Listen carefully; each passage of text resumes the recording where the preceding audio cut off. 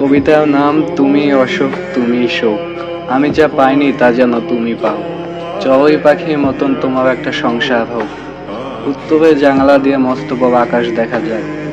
Balcony ফুটোতে থাক গোলাপ শিউলি ভেলি। তোমার পছন্দের আসবাবপত্র দিয়ে ঘর সাজানো হোক।